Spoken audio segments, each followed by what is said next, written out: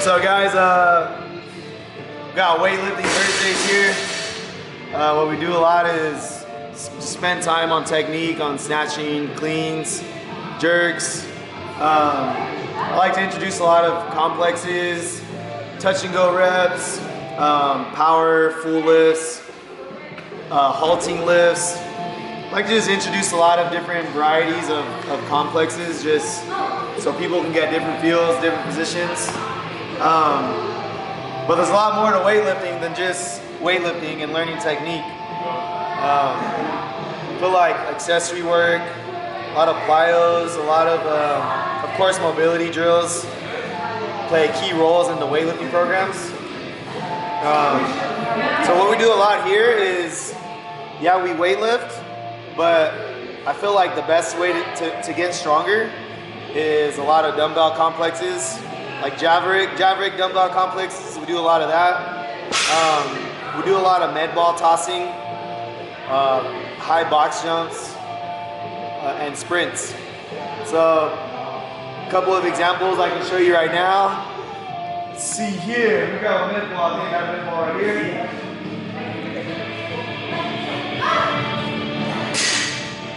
So a big part of Olympic weightlifting is hip drive, hip extension, being explosive. So a good drill to train hip explosion.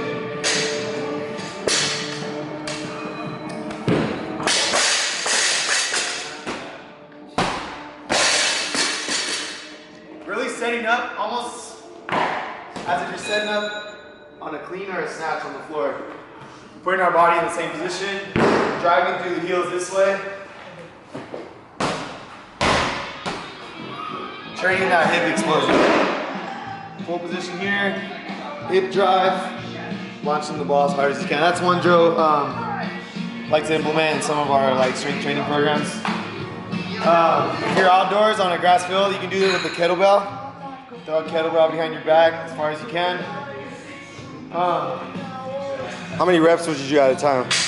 Not that many. Like post lifting, 3 sets of 10. It's really just a stimulus and firing your fast muscle twitch fibers. Really just training hip extension. So you don't have to do a million reps. Maybe 3 sets of 10. You can combine those with some box jumps, high box jumps. Depending on which phase of training you're in, if it's early training, power strength training, high box jumps, step down. If you're getting close to the end of your cycle where it's ready to go for PRs pretty soon, maybe the last 2 to 3 weeks, we can add box drops, box jumps, a lot of eccentric work, for example.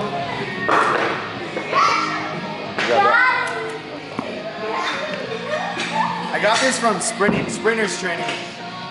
So a lot of sprinters, during their final speed phase of training, will add box drops. So what we're gonna do is, you don't wanna really go that high either. This is maybe high enough for most people. Drop. And you really have a fast eccentric reaction in your leg muscles. And that's actually gonna help fast twitch muscle fibers and help with your quickness. So something like that, sets of 5. Like you really don't need a lot of reps. 3 sets of 5. You show another one real quick so I get better. We're not jumping up, we're dropping off. Catching in a squat, right? So that's speed work. That's eccentric explosion reactions in our hamstrings. So what we can also add to these is a box drop, box jump.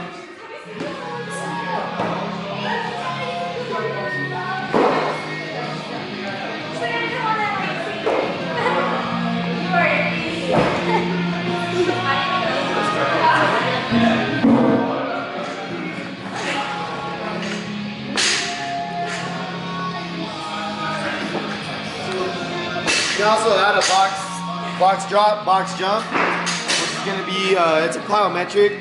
We're no longer going to squat, but we're going to react off the floor. Dropping off. Just working on fast twitch, spending as little time as possible on the floor. It's going to really add a lot of spring to your legs. Try another one. Remember, we're not jumping off, we're dropping off.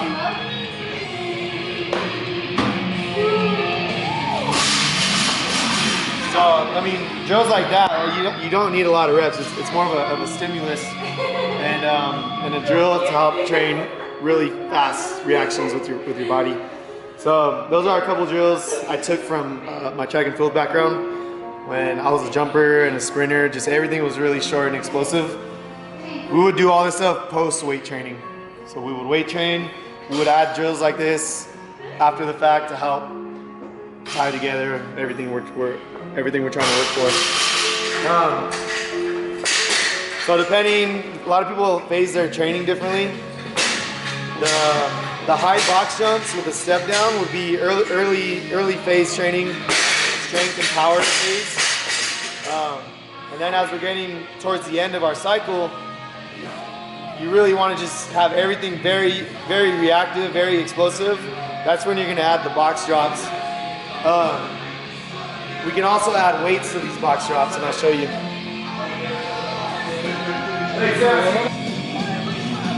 So these might be a little heavy, and also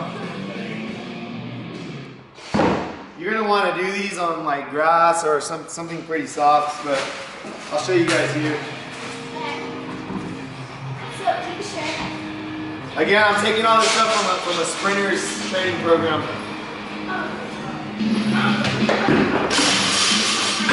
So now we're landing with weight, and then we're letting go of the weight and reacting after the fact. So that eccentric reaction is a lot heavier. So you one more time. So you let go once you land. Get to the floor, let go, drive up.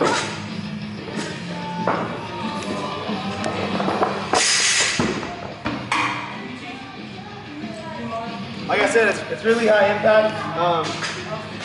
These are 26 pounds. I've done this a lot, but I would suggest starting maybe even with 10s or 15s and on a soft surface. The goal is letting that weight react and then let go so you can fire up. It's really gonna help with your explosive power. We do power days here, so all of our lifting will be power snatch, power clean, working explosive power. So we always add a dumbbell complex at the end of it for strength training. A lot of weightlifting trains major muscle groups, so whether you're squatting or cleaning or snatching. It's training our major muscle groups, maybe some shoulder strength, but we have a lot of little muscles in here that it's hard to train just by weightlifting alone. So what we do is we add, I'll give an example of one of our dumbbell complexes. We'll take 4 different movements and we'll cycle through 8 to 12 reps of each movement, depending on the week.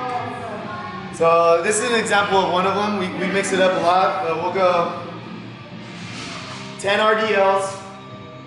After your 10th rep, we'll go into 10 upright rows, 10 hammer curls, 10 presses. All right, that's an example of one of them we do. We can go into single arm dumbbell complexes. We do a lot of single leg RDL, a lot of unilateral training, single arm pressing, single arm bench press. Dumbbells are great accessory tools for weightlifting to help train the smaller muscle groups. And there are a lot of people who like to focus on weightlifting, but it doesn't mean you should eliminate conditioning from your training. Some of our guys who are doing a weightlifting cycle, all their conditioning will take place on the rower. We do 100-meter sprint intervals, 200-meter sprint intervals, 10 intervals of 100-meter sprints on a rower. Doesn't seem like a lot, but if you minimize the rest, you're gonna get some decent conditioning in without any like aerobic or negative effects on your strength gains. We'll alternate between rowing intervals, sprint intervals. We do 50-meter sprint intervals. And then again, I'm taking this from a sprinter's training regimen. If it's early season and we're working power, you know, we're from a standstill and we're really focusing on a big, powerful knee drive stride, right? And then to go along with box drops and the reactive drills from the floor, Then we're gonna start flying 30s. So on the flying 30s, we're working acceleration. We have our start line about 10 yards ahead of us. We're gonna jog into it, and as soon as we hit that line, we're working on acceleration. 10 sets of 30-meter sprints, full recovery. We can walk back as slow as we want, do it again. So it's gonna condition weightlifters, it's gonna condition our strength athletes, but it's not gonna affect tomorrow's training. It's not gonna affect whatever strength gains they've had. I know a lot of people have a mentality of, well, I don't want to do cardio, I don't want to do metabolic conditioning because it's going to ruin my strength. But I firmly believe that accessory work is what makes you stronger, and the weightlifting is it comes with technique and long-term training. But the accessory work is going to help stabilize little muscles, help with joint strength, along with our drills, our med ball tosses, kettlebell tosses, sprinting, row intervals. Because if any weightlifter out there knows that it's not easy. Weightlifting is not easy. A lot of people might see weightlifters, sitting between sets, taking 5 minutes between sets. But when you're lifting a heavy weight, very often it's pretty tiring. So adding some conditioning tools in there is going to help, stamina in your training. It's going to, a 2-hour, 3-hour training session could be hard on somebody, but I feel like the more accessory work you can add to your regimen is going to help in the long run, to where, a lot of times towards the end of our training session is when we start to crash, and you have 2 more sets of squats left, and you're getting really fatigued, and your body's not used to the long duration of training. In the long run, all this extra work is going to help build your stamina, and you're going to be able to have a 3-hour of quality training rather than quality dropping towards the end of your session.